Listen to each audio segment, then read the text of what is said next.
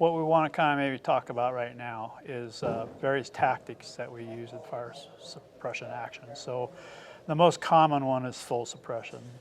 A lot of you out there in the public kind of understand what full suppression means. That means 1 foot in the black, if you will, and chunking a line in the ground to try to stop the fire to spread from the burn side to the unburned side. So that's a tactic that we use as much as we can is full suppression.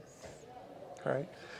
Thanks, Kim. And the other one I'll talk about is confine and contain. And what that really means and what it looks like is sometimes where a lot of fires may be inaccessible. And so we really have to take a look at the risk management side of things when we want to take care of the safety of our firefighters. And so there may be a piece of ground that we may not want to put the firefighters in. And so that's going to be kind of in that confined, contained strategy in the sense that the fire may be burning, in example, a bunch of rock outcroppings or something of that nature where there's a natural barrier. And so that fire may be confined to that area where we can just watch it, but we don't need to put firefighters, we don't need to take that extra risk for them to be put on that potential piece of ground. You know, so that fire is in essence kind of contained to that certain area.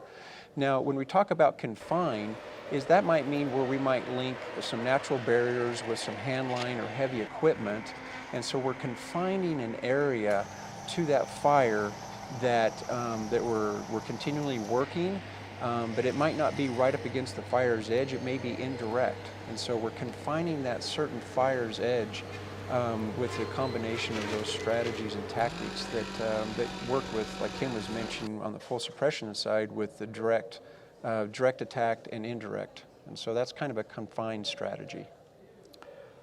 So along with that, another tactics, if you will call, is something we use a lot nowadays, particularly with the urban interface situation, where we have houses intermingled with timber, is point protection.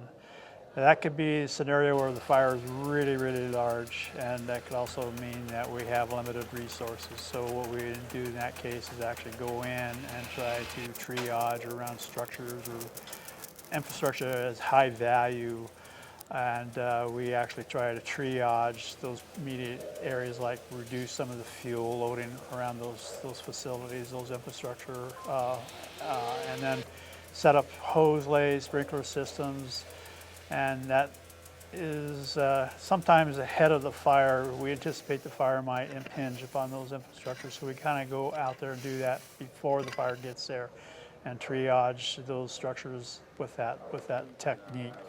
And then sometimes if there's an area where limited access in and out is, sometimes we'll set up a hose lay system with a pump and put it on a timer.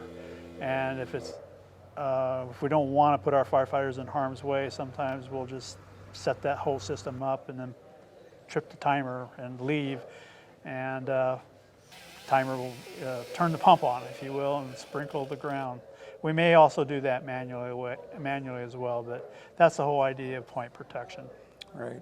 The last one I'll talk about, generally speaking here, is called monitoring.